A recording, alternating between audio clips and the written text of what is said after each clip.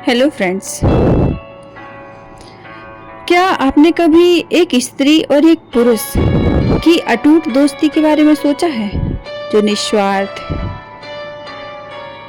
वासना रहित, अविश्वसनीय, अटूट हो?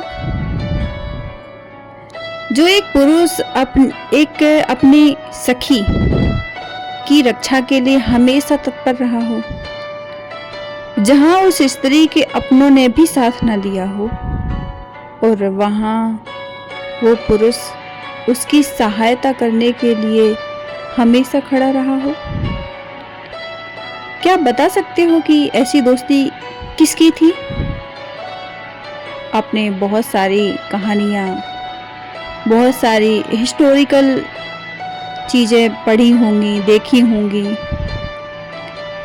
मैंने भी देखी है और इसी बारे में मैं आपसे जिक्र कर रही हूँ।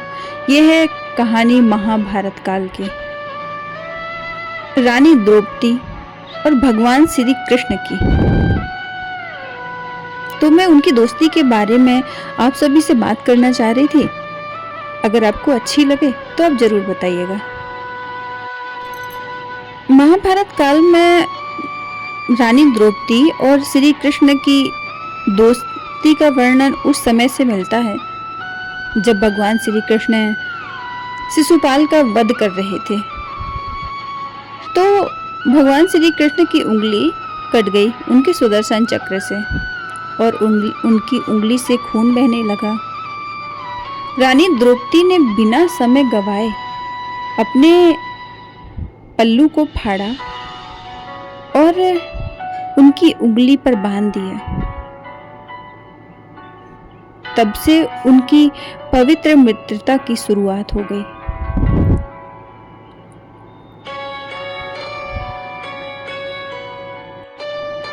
तब श्री कृष्ण ने रानी द्रौपदी को कहा था कि हे सखी, तुम्हारी इस चुनरी के कपड़े के एक एक धागे का मैं कर्ज चुकाऊंगा।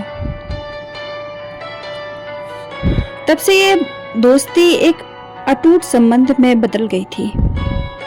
महाभारत काल में आपने जरूर जाना होगा, देखा होगा कि जब जुआ हो रहा था, तब युधिष्ठिर अपने चारों भाइयों समेत अपनी पत्नी द्रौपदी को भी जुए में हार गए। जुए में हारने के बाद दुर्योधन के आदेश पर उसका छोटा भाई दुशासन भरी सभा में रानी द्रौपदी को उनके बालों से घसीटते हुए उस महासभा में लेके आया और उनको निर्वस्त्र करने लगा। और वहां पे सभी बैठे हुए महाशय मौन थे। किसी ने भी उनकी रक्षा नहीं की, ना ही बड़े बड़े महावीरों ने, ना ही उनके पतियों ने। तब असहाय रानी द्रौपदी अपने माधव, अपने गोविंद को पुकारने लगी।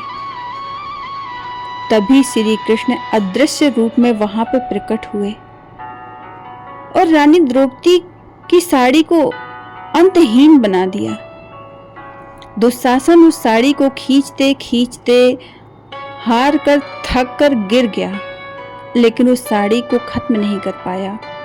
और उस वक्त भगवान श्री कृष्ण ने रानी द्रौपदी अपनी सखी की लाज बचाई।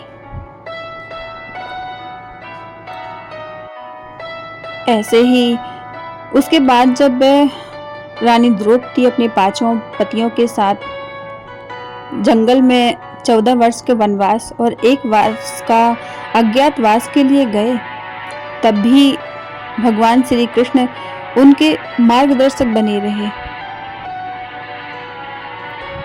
और उनके पतियों को सही प्रेरणा और सही मार्गदर्शन देकर उनकी सहायता की। रानी द्रौपदी को कृष्ण की क्षमताओं और उनके प्रेम पर अत्यंत भरोसा था। वे उन्हें अपना सबसे बड़ा संबल मानती थीं।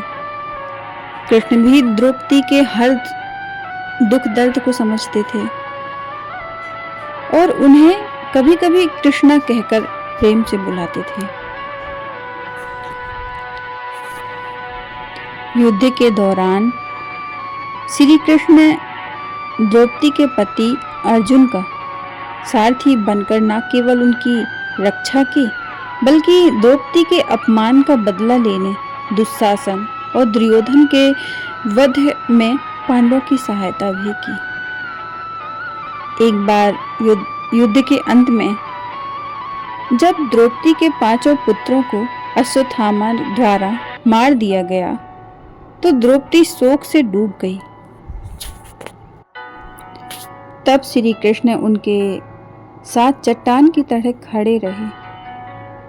बदले में द्रौपदी का कृष्ण के प्रति समर्पण इतना गहरा था कि वे अपनी हर बात को सिर माथे पर मानती थी। द्रौपदी ने अश्वत्थामा को मृत्यु दंड देने से की बजाय क्षमा करने का महान निर्णय लिया और श्री कृष्ण ने भी उनका समर्थन किया, साथ दिया। यह दिव्य संबंध हमें सिखाता है कि स्त्री और पुरुष के बीच सखा का रिश्ता कितना पवित्र, सशक्त, सम्मानजनक हो सकता है, जहां निस्वार्थ प्रेम और अटूट विश्वास सबसे ऊपर होता है। कृष्ण और रानी द्रौपदी का यह रिश्ता इस बात का प्रमाण है कि प्रेम और मित्रता किसी शारीरिक संबंध से ऊपर हो सकते हैं। यह उदाहरण मित्रता की पवित्रता पर का है, जो अटूट, अविश्वसनीय, प्रेमपूर्ण और रक्षक मित्रता का प्रतीक है। तो मैं इसी बारे में आपसे बात करना चाह रही थी। अगर आपको ये कहानी अच्छी लगी हो तो आप ज़रूर बताएं। धन्यवाद।